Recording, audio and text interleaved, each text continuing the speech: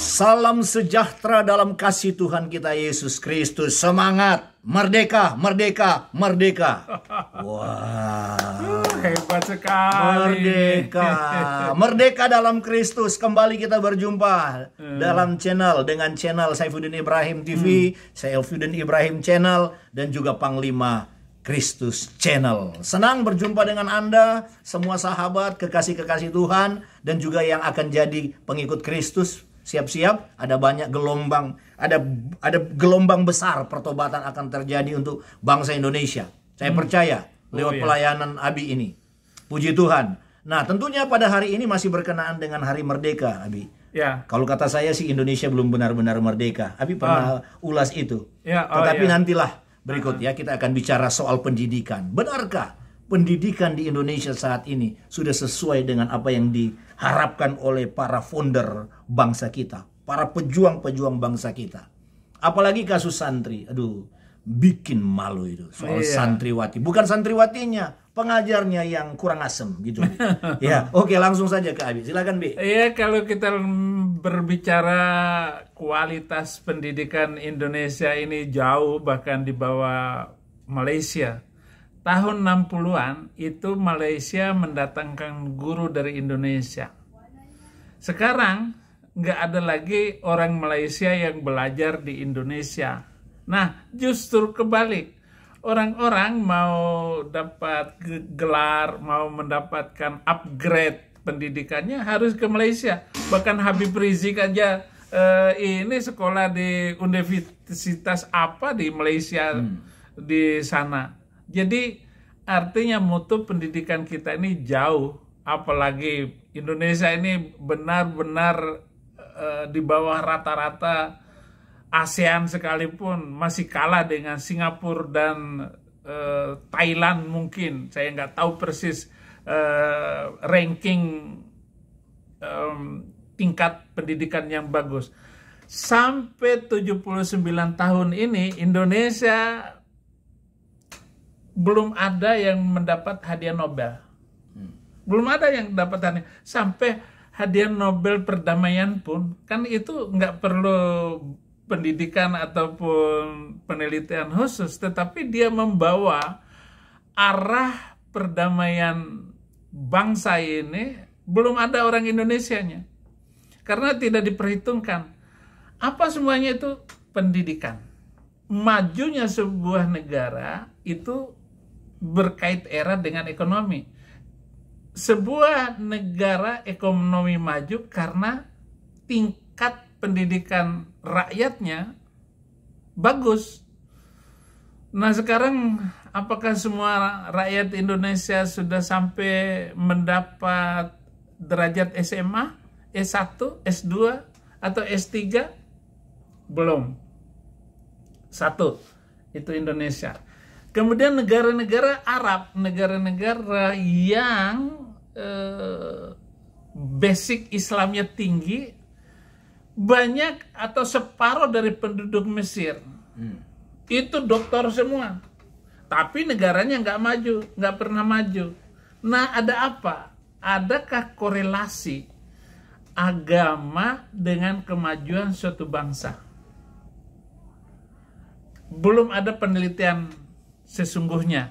Belum ada penelitian untuk merangkum itu semua. Tetapi secara kasat mata kita bisa melihat negara-negara yang muslim itu tingkat pendidikannya jauh.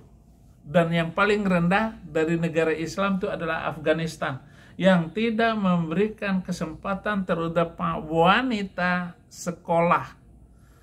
Jangankan SMP, SD aja orang Afghanistan itu nggak ada yang sekolah, saudara-saudara, karena wanita cukup untuk menjadi dapur sumur kasur.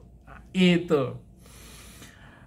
Di lain lagi, bagaimana stasiun-stasiun TV di Indonesia, para pemilik stasiun TV tidak menggunakan hatinya untuk mendukung pendidikan bangsa. Mereka hanya mempertontonkan hedonisme, dan kenikmatan hidup yang tidak mewakili perasaan kebanyakan rakyat jelata. Mereka hanya menayangkan acara-acara yang menghasilkan profit bagi mereka, drama percintaan, selingkuh, dendam, gosip, pertengkaran artis. Itu sengaja dinaikin. Padahal sebenarnya mereka di tempat tertentu mereka damai-damai aja. Tetapi karena mau mencari gosip, sensasi, nah pertengkaran artis itu sengaja disiapkan. Siang, sore, malam, apa yang dipelajari kalau begitu oleh anak-anak bangsa pada televisi nasional Indonesia. Entah apapun, saya nggak tahu apa itu merek televisi di Indonesia. Jadi itu yang sedang saya pikirkan, bagaimana ke depan agar pendidikan Indonesia ini maju dan 79 tahun merdeka ini belum menghasilkan apa-apa.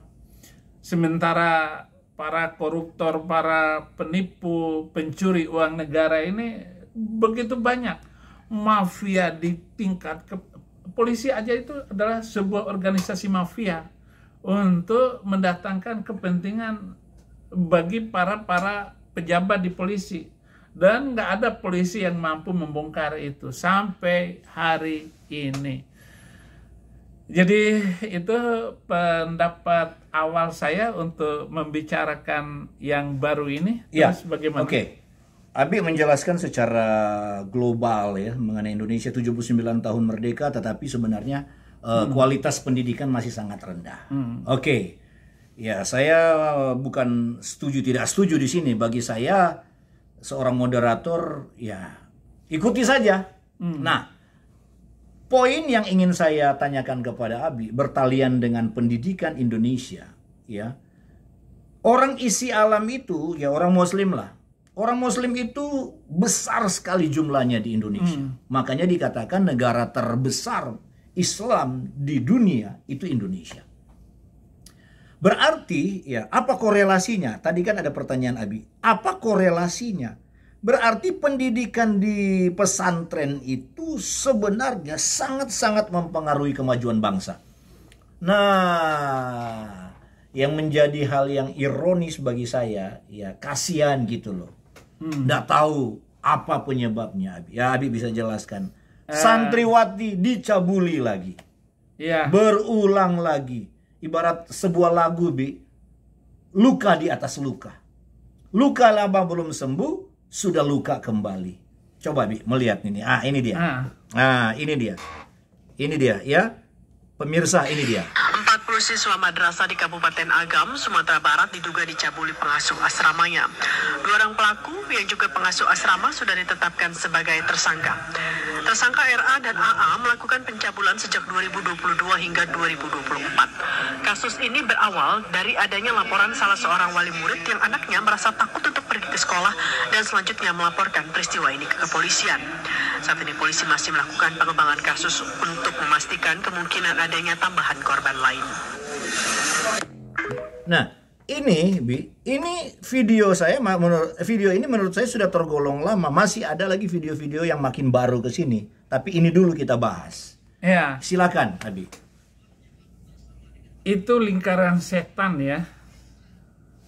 Antara kemudahan mendapat istri di dalam Islam dan gampangnya juga menceraikan istri. Sehingga merusak tatanan kehidupan. Kemudian gambaran kepribadian seorang tokoh muslim juga itu diambil dari teladan-teladan terdahulu. Misalnya kanjeng saja. Kanjeng itu SAW, maksud saya itu di dalam Quran kan hanya boleh 4 berpoligami. Ya ternyata beliau melanggar semua undang-undang yang dibuatnya. Dia tidur dengan 30 wanita, yang dikawinin hanya 23, dan yang menjadi istri yang dapat kamar hanya 11 orang. Berarti kan ada 7 orang yang tidak dikawinin. Nah, di dalam agama itu adalah budak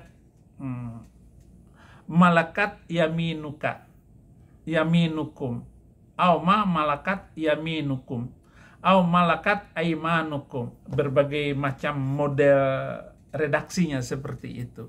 Atau orang-orang yang ada di dalam tanganmu, atau budak sahaya, budak belian, jadi budak yang bisa dibeli. Itu gampang sekali, dan beliau punya 7 istri seperti itu. Kenapa saya ulang-ulang? Ya supaya kita semua gampang untuk mengingatnya, kasus itu. Sehingga kalau sekarang ini banyak ustadz, banyak kiai di pesantren di mana saja dia melakukan percabulan, oh itu sudah ada sejak itu. Maksudnya sejak Kanjeng Nabi. Iya, sejak awal zaman keyakinan ini berkembang di Arab sana. Saya juga bertanya dalam hati saya, kenapa peristiwa kekacauan semacam itu berkembang terus-menerus sampai hari ini, dan pesantren-pesantren itu di mana-mana, ya, ataupun tadi saya membaca posting agar murid-murid santri semuanya menutup kerudung dengan rapi dan bagus. Kata seorang ustadz yang menghamili santrinya 5 orang sekaligus, dinasihatin seperti itu, jadi tanpa malu. Nah sekarang korelasi antara apa yang mereka baca dari sejarah SAW dengan apa yang mereka lakukan itu tanpa merasa dosa. Itu yang pertama. Jadi dari kitab sucinya kita melihat seperti itu. Dan ini yang tidak kalah pentingnya, Kak Seto, yaitu Komisi Perlindungan Anak, itu juga nggak bisa berkembang luas karena ditahan oleh tokoh-tokoh masyarakat untuk tidak masuk ke dalam kasus-kasus pesantren ini.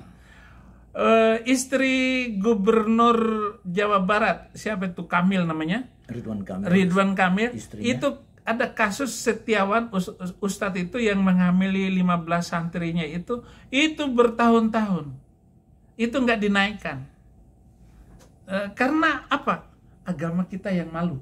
Gitu. Malulah agama ini.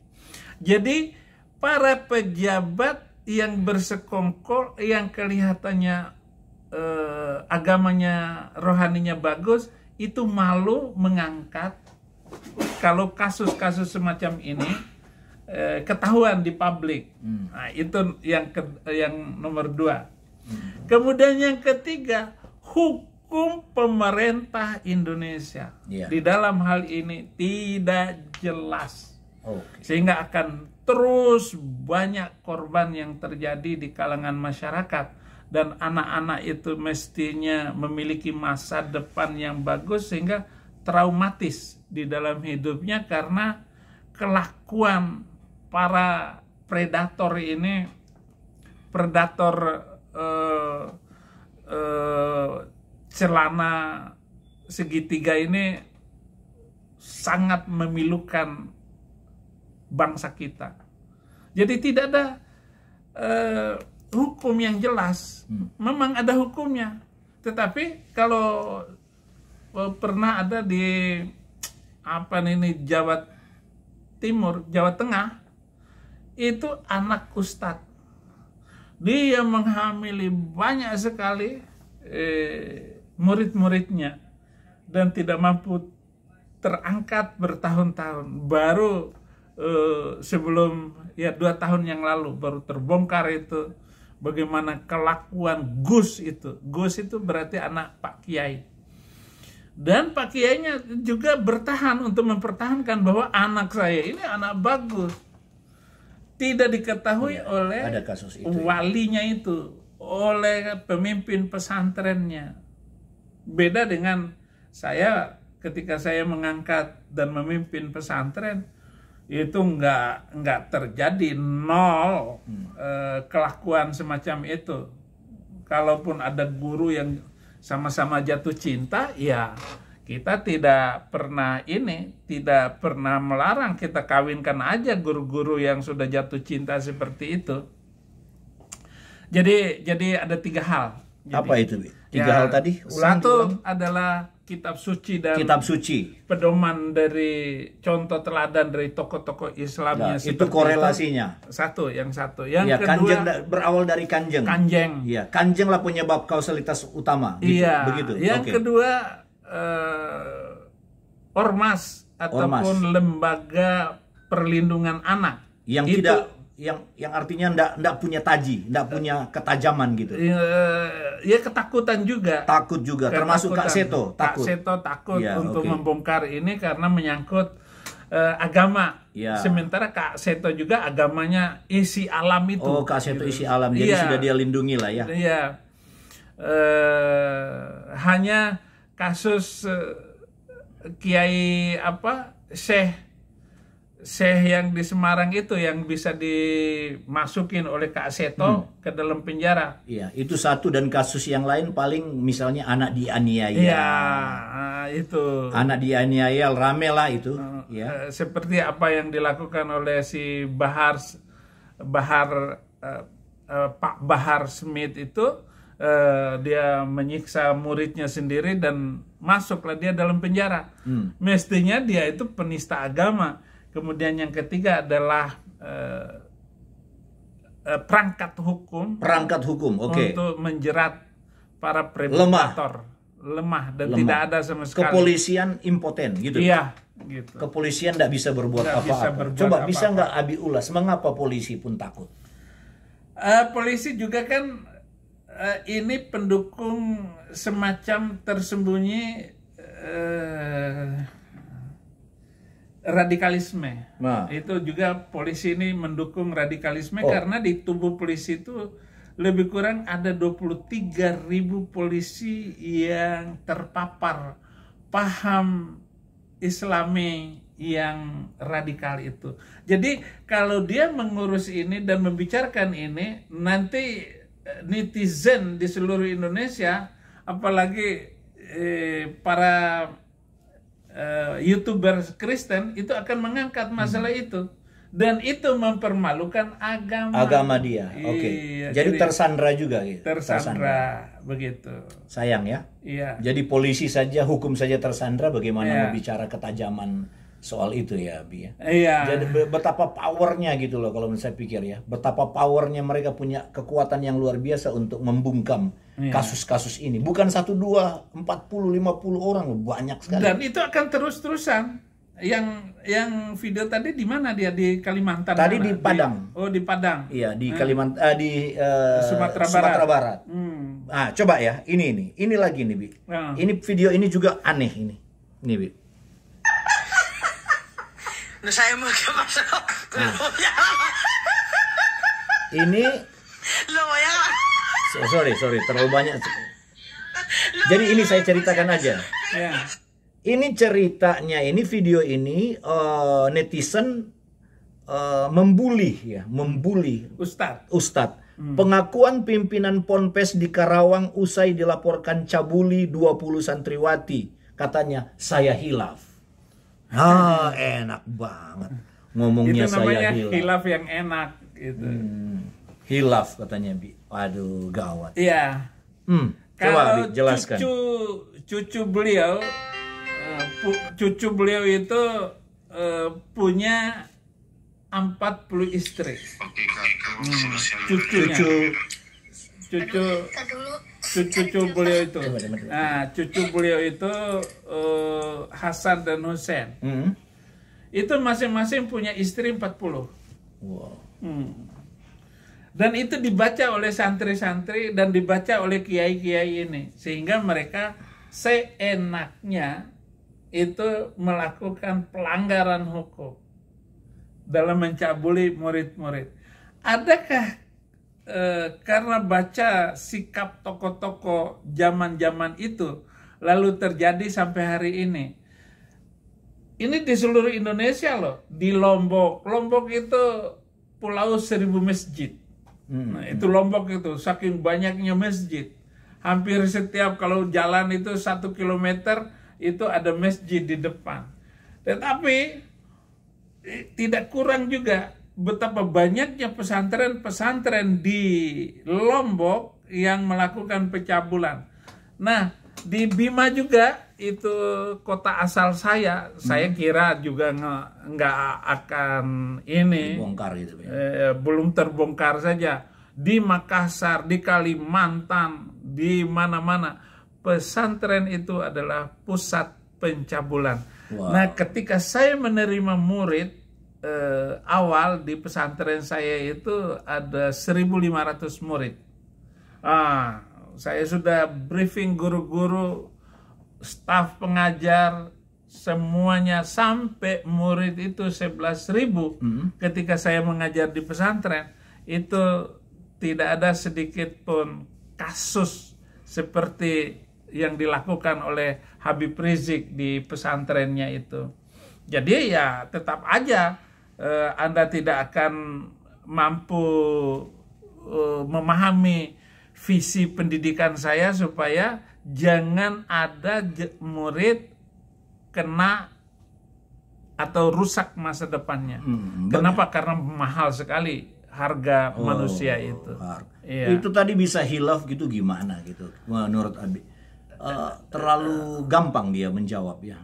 Tidak ada pengawasan dari pemimpinnya karena seorang direktur pesantren itu tidak diawasi oleh atasan yang lain karena dia adalah pemimpin tertinggi. Jadi dia bisa saja memanggil santrinya, panggilkan si ini supaya dia pijit-pijit saya. Itu awal mulanya begitu. Lalu dirayu, lalu di ini sampai terjadi sampai berapa tadi 20 santrinya di Karawang itu ya. Nah ini nih, ini lagi nih. Ada lagi ya? Ada lagi nih. Ya. Oke, kita bongkar habis kalau begitu. Ini bukan video kah ini? Oh bukan ya? Oh bukan. Nah ini lagi nih. Breaking news. Ya. 19 santri di Lumajang positif hamil. Positif sampai hamil. Itu bisa berkali-kali loh disiksa itu perempuan itu, santri itu ya. Tanpa berdaya dia untuk positif hamil. Positif hamil. Ya itu bapaknya itu siapa? Berapa orang? Enggak dijelasin di berita itu. 19 santri. 19 santri. Positif. Nah, itu yang menghamilinya berapa orang ustadz kan begitu? Enggak jelas di situ. Enggak dijelas. Ini saudara-saudara, bangsa ini semakin jauh tertinggal dari tetangganya Malaysia, Singapura, bahkan Vietnam. Di Indonesia ini Departemen Pendidikan itu sibuk korupsi seperti si Anies gitu. Waktu jadi menterinya si Anies. Nah, sekarang Anies malah mau jadi gubernur lagi. Dan dia akan melanjutkan kebohongan-kebohongan publik itu terus menerus. Dari Anies itu memang politikus nggak punya malu sama sekali di dalam menggunakan uang ini. Jadi dari segi situ artinya televisi dan media sosial itu harus memainkan peranan untuk memberantas mentalitas seperti ini. Dan anehnya ini ya, YouTuber Muslim tidak berani ngomong seperti itu dan membahas seperti ini. Iya. Membahas. Jadi YouTuber Muslim tutup mata dengan hal mata. Ini. Ya, mereka hanya berada pada persilangan kontradiksi pendapat antara agama satu dengan agama yang lain, khususnya Kristen dan Islam. Iya, selalu itu para YouTuber Muslim, ulang-ulang di mana Yesus katanya menyatakan dirinya Tuhan. Itu melulu. Kenapa manusia disembah? Yesus kok manusia disembah? Aduh, itu melulu. Iya. YouTuber Muslim kan cuma begitu, termasuk Donditan. Memperkarakanlah Paulus lah segala macam. Lalu cari-cari buku-buku referensi dan kalau lain begitu sebagainya. Mana Allah itu Tuhan gitu. Mana nggak bisa dibuktikan nggak? Kalau mau cerita Allah itu Tuhan. Kalau memang Allah itu Tuhan, kenapa tidak mampu membersihkan otak ustadz itu untuk tidak cabul? Padahal yang diajarkan itu adalah kitab suci, yang diajarkan itu hadis, berbagai macam hukum-hukum Islam itu. Kenapa melakukan percabulan itu? Atau babi haram tapi daging babi haram, tetapi daging santri halal. Aduh, kasihan juga ini. Miris kita mendengar berita-berita ini, saudara-saudara, dan bagaimana upaya Anda dan bagaimana pikiran Anda untuk ke depan agar kasus-kasus seperti ini tidak terjadi, gitu. Ya. Jadi gini, saya potong lebih. Jadi saya pikir untuk teman-teman dari Muslim gitu loh ya, harus memikirkan bagaimana memulihkan ini santriwati yang sudah tercabik-cabik hidupnya. Ya. Bukan memikirkan saja, tapi sudah harus ada penanganan traumatik center, udah harus. Ya. Bagaimana menurut Abi? Itu ada Menteri Peranan Wanita, Menteri yang harus mengelola khusus. Apa perlu Menteri Santriwati? Kan terlalu sebenarnya ini masalah sepele. Adalah ketidakpastian hukum. Iya. Dan tidak ada hakim yang memutuskan perkara berat untuk kasus-kasus semacam ini. Iya. Belum pernah ada hukuman mati, Bi, ya? Iya. Para pemerkosa santri. Saya belum pernah dengar itu, hukuman mati gitu. Iya, kalau Presiden Jokowi pernah mengusulkan mereka yang melakukan pemerkosaan itu laki-lakinya dikebiri. Jadi kebiri itu testis dua itu dikeluarin, kemudian dibuang, kemudian dijahit kembali, sehingga laki-laki itu tidak mampu mengeluarkan sperma. Tapi itu juga kan tidak menyelesaikan, karena kan tetapi kekerasan fisik tetap masih bisa terjadi. Masih bisa terjadi. Pelanggaran-pelanggaran yang akan datang akan masih terjadi, bisa terjadi itu. Karena pemerintahnya dan Menteri Pendidikan itu tidak memberikan pengawasan, atau dalam hal ini kalau di pesantren itu Departemen Agama tidak memberikan pengawasan terhadap pesantren-pesantren liar itu. Dan kalau ada pesantren yang kayak begitu, kok tidak ditutup?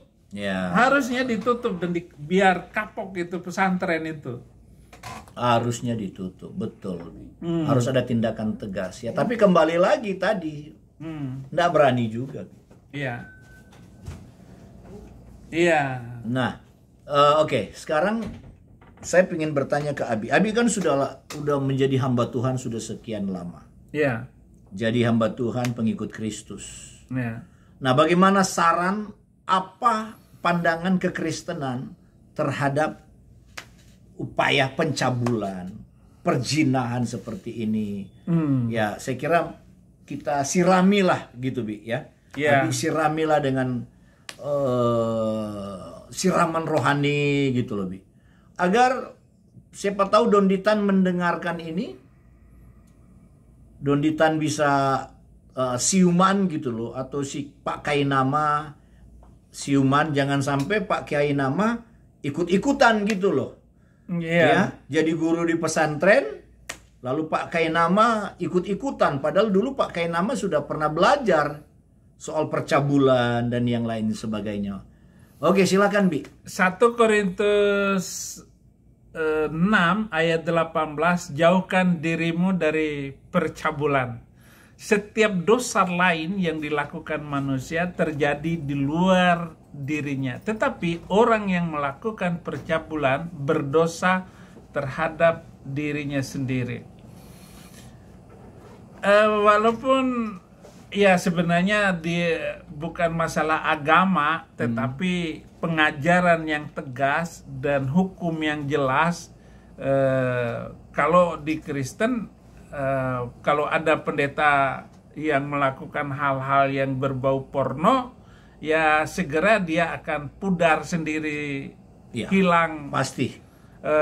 Kenapa? Karena hukuman sosial di dalam Kristen itu Kuat dia. kuat sekali. Kuat sekali. Tetapi di dalam Islam, hukum itu tidak terjadi. Karena dedengkotnya begitu. Gitu. Dedengkotnya begitu, dan boleh punya istri lebih dari poligami 4. Lebih dari 4. Iya. Roma Irama berapa itu? Roma Irama nggak ketahuan.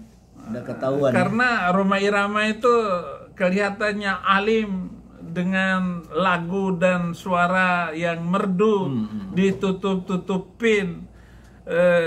Dosa anaknya sendiri tidak dihitung-hitung, yang narkoba, sementara Oma Irama tetap menyanyi janda muda, jandanya para remaja. Salah lagu. Salah lagi. Darah muda. Tuh, darah muda. Saya punya ini teman artis yang tahu persis dengan Oma Irama. Dia itu dulu membayar seorang perawan. Sekali dia perawanin itu 20 tahun yang lalu berarti ya. Dia perawan itu 3 juta. Waduh. Untuk membayar perawan bagi dia. Murah, Ini iya, benar atau tidaknya cerita itu ya kita juga nggak tahu, karena ceritanya itu sudah hilang begitu saja. Jadi mentalitas di sana, kalau seorang ustadz melakukan amoral seperti itu, dia tetap eksis dan tetap dihormat di tengah kampung. Lalu nggak apa-apa, nanti kan dia kawinin lagi untuk menjadi istri kesekian. Bisa Itu terobati maksudnya. ya. Bisa terobati. Tapi lah, ya. jangan coba-coba di Kristen, kalau Anda ketahuan itu melakukan persilangan seperti itu, oh Anda gak dihormati, kelar sudah habis sudah beritanya. Jadi udah langsung gak diundang khotbah. iya, nah ini kata firman Tuhan, perbuatan daging telah nyata. Ya, ulang sebentar Bi. Jadi para ustadz tadi sudah jelas perbuatan daging. Gitu. Perbuatan daging. Iya, karena nyata. memang mainnya daging gitu loh, suka Iya. daging ya. Padahal daging babi haram gitu Iya. ya. Oke, lanjut.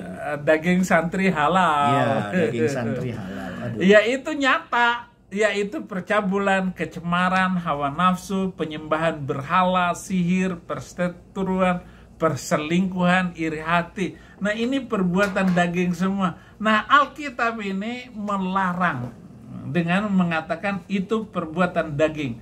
Jadi yang disebut percabulan itu bukan saja di dalam hal daging, tetapi juga Anda menyekutukan, menganggap masih ada Tuhan yang lain di luar Yesus, itu sudah percabulan juga.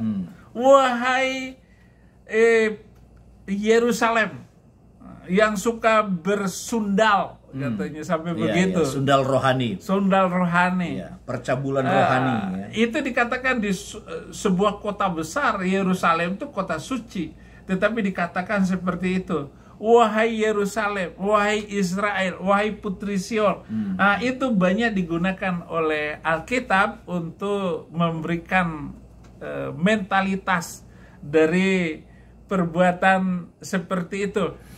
Tolong bacakan saya Yeremia 3 ayat 2. Yeremia 3 ayat 2. Cari dulu. Kemudian saya akan menyambung penyembahan berhala, sihir, perseteruan, perselisihan, iri hati, amarah, kepentingan diri sendiri, percideraan, roh pemecah, kedengkian, kemabukan, pesta pora. Itu semuanya harus dijauhi. Ini Bi, ya ini saya punya pengalaman lah, kesaksian di kota saya ya. Di kota saya itu memang orang-orang mereka ndak mabuk Bi. Artinya ndak suka minum cap tikus.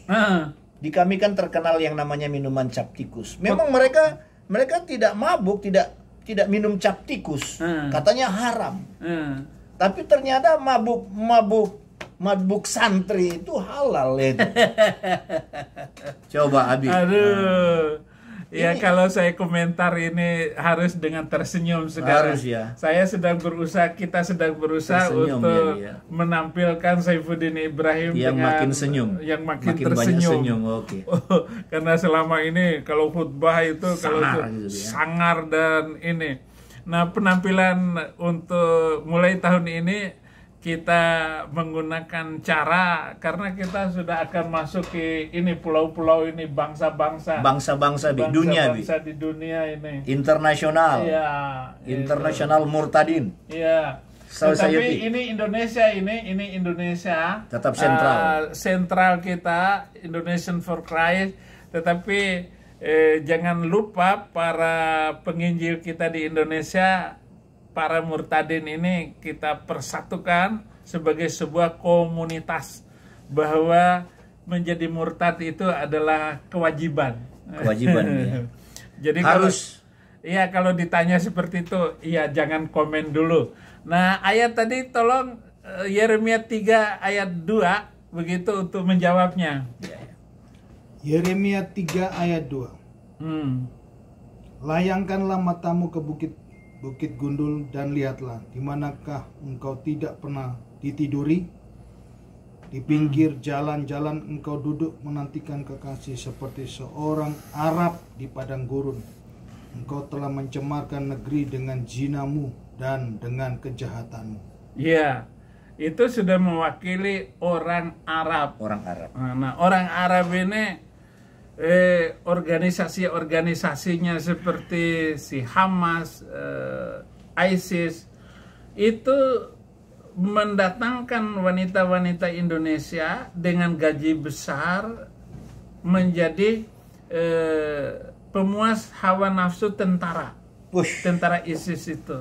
Mau juga ya perempuan-perempuan ini. Ya gajinya harus, besar ya. Iya, gaji besar karena diiming-imingkan masuk surga, apalagi sudah dikaitkan dengan Habib. Berjuang di jalan jalan Allah, dan Habib ini korban beberapa orang Habib yang suka dawir. Dawir itu keliling dari satu kota ke kota yang lain, dia datang lagi, dapat uang, dapat perempuan. Ini untungnya menjadi Habib. Jadi Habib memang enak gitu. Enak. Ya. Enak tenan. Enak tenan. Jadi Ustadz juga enak ya. Iya. Kenapa Abi tinggalkan kalau enak, Bi? Bukankah Abi juga dulu punya kesempatan untuk Wah, luar biasa ya kalau ngomong itu. Memang saya saya lebih idealis. Ya, Abi, jadi artinya Abi lebih senang daging babi lah ya. Iya. Karena saya punya cita-cita bagaimana Indonesia ini menjadi Indonesia yang bermartabat, kaya, dan menjadi bangsa yang maju. Karena nggak ada bangsa yang sekaya Indonesia. Betul, setuju. Mineralnya, lautnya. Lagu Kus Plus tahu kan? Iya. Lagu Kus Plus. Bukan lautan, hanya kolam susu. Jadi lautan itu kolam susu katanya. Betapa kail dan jala cukup menghidupimu. Wah, saya kira menghiburimu. Menghidupimu. Cukup dengan kail dan jala. Kail dan jala hidup. Ya udah. Lempar kayu, tongkat jadi tanaman, ubi kayu. Ya, luar biasa. Luar biasa. Kenapa bangsa ini diliputi oleh kegelapan yang terus-menerus? Iya. Apa jawabannya, Bi? Waduh. Kembali lagi. Harus masuk Kristen. Setuju. Sebenarnya gitu saya mau ngomong gitu. Iya. Kepanjangan ngomong ke sana, ngomong ayat. Gitu. Masuk Kristen. Hei, Pak Haji. Iya, Pak. Iya, saya tentu saja mengasihi keluarga saya, anak-anak saya. Bagaimana mereka kita tetap mengampuni bangsa ini. Iya. Nggak ada alasan kita harus mengutuk, menghina, ataupun hanya mengompori dan ngata-ngatain ini bangsa bla bla bla. Itu nggak perlu. Sekarang bagaimana singkatnya tadi, masuk Kristen. Ingin melihat bangsa Indonesia maju, masuk Kristen. Masuk Kristen. Karena inilah kehendak Allah. pengudusanmu, supaya kamu menjauhi percabulan, supaya kamu masing-masing mengambil seorang perempuan menjadi istrimu sendiri. Itu jelas, Bi. Mengambil seorang perempuan, bukan 4 perempuan. Aduh, jelas kan Alkitab. Dan hidup di dalam pengudusan dan penghormatan. Hidup dalam pengudusan, penghormatan. Bukan di dalam keinginan hawa nafsu seperti yang dibuat oleh orang-orang yang tidak mengenal Allah. Dan supaya dalam hal-hal ini, orang ini jangan memperlakukan saudaranya dengan tidak baik atau memperdayakannya, karena Tuhan adalah pembalas dari semuanya ini. Seperti yang telah kami katakan dan tegaskan dahulu kepadamu, Allah memanggil kita untuk bukan untuk melakukan apa yang cemar, melainkan apa yang kudus. Jadi pedoman kekristenan sudah jelas di dalam hal santri-santri ini, tetapi kan mereka bukan mereka tidak belajar dan nggak mengerti itu. Nah, bagaimana ada hukum sosial yang harus diterapkan ke masyarakat Indonesia? Kalau di Amerika ini ada orang yang pernah mencabuli orang, anak, ini hukumannya berat. Jadi orang yang sudah dihukum, dia mencabuli, maka di kakinya itu diikat gelang GPS, sehingga kalau dia berjalan di dekat polisi, alarm polisi langsung bunyi. Oh, ada Mr. SAW ini, si tukang cabul itu lewat di depan kita. Oh, ternyata pakai jubah begitu. Ada semacam itu. Jadi kita juga begini, saudara-saudara, di Amerika ini kalau kita pasang GPS mau mencari rumah, rumah itu sudah dikenal oleh GPS. Komplek itu ada pedofil nggak, ada tukang ini nggak di situ. Kenapa? Karena di kakinya itu dipasang GPS bahwa dia adalah tukang cabul. Nah, bisa nggak pemerintah menerapkan itu kepada ustadz cabul itu, sehingga dia pergi ke mall atau di mana alarm polisi atau alarm ibu-ibu bunyi. Hati-hati gitu. Ada ternyata Pak Kiai saya yang ngajar gitu, Habib pula, dan seterusnya. Itu bagus itu diterapkan kayak begitu. Makanya di Amerika ini, saudara-saudara, hukuman percabulan itu sangat memalukan. Dan setelah keluar dari penjara pun itu masih dipasang selama 5 tahun. Jadi dia tidak boleh jauh, hanya 50 mile dari rumahnya, alamatnya itu. Dia nggak boleh lebih daripada itu. Dan itu hukuman yang sangat berat bagi percabulan. Oke. Itu yang bisa saya tambahkan, ya. Ya, kembali lagi ke channel. Anda sedang mengikuti channel Saifuddin Ibrahim dan juga channel Panglima Kristus, membahas soal pendidikan saat ini. Ya, bagaimana kita melihat pendidikan di Indonesia dengan kemerdekaan yang sudah tidak muda lagi. 79 tahun itu bukan muda kalau diibaratkan sebagai seorang manusia. Itu sudah lanjut usia gitu loh. Udah usia senja.